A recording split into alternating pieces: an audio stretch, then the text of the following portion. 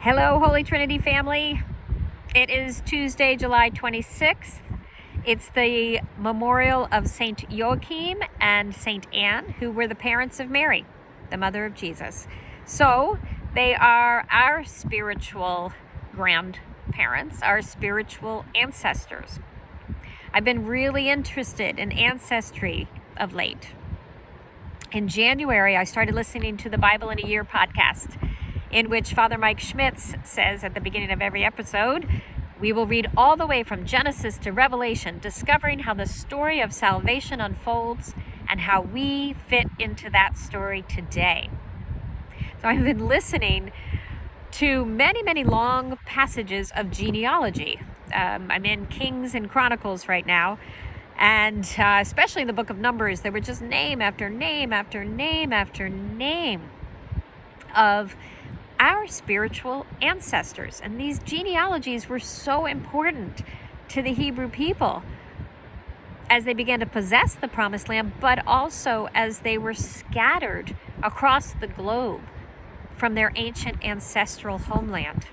They needed to remember that they belonged together, that they were connected. Well, I'm in my ancient ancestral homeland, currently in County Donegal. This is the place where many of my Irish forebears left during the Great Famine in Ireland in the 19th century. And I'm trying to trace every line of my ancestry to find the person who left Ireland and when they left. And many of them left during the Great Famine in the years 1845 to 1849.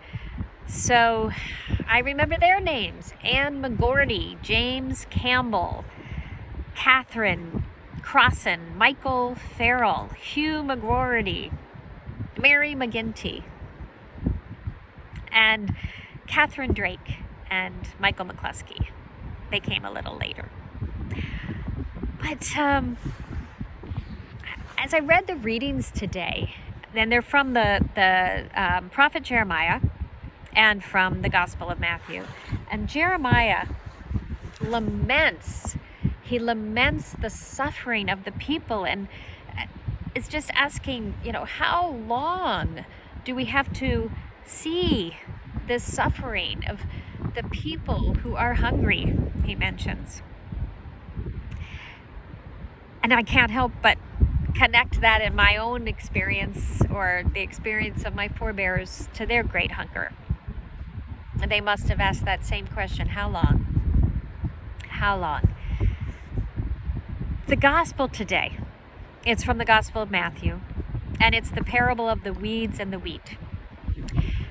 And it's a troubling one. The weeds are going to be plucked up at the end of time and thrown in the fire. And it's about the Last Judgment. But when I hear it, here, I am thinking about the weeds as just all the suffering that's wrought by human division and human sin. And the wheat is that flourishing fruit of the good soil of love. And those two things, the weeds and the wheat, just exist together in our lives. And I sometimes think, and I know others do too, what Jesus came to usher in the kingdom. Why do we still have war in Ukraine? Why do we still have the destruction that is wrought by human hand and by climate change? So many things. They exist, those weeds, among the wheat of our love and care for one another.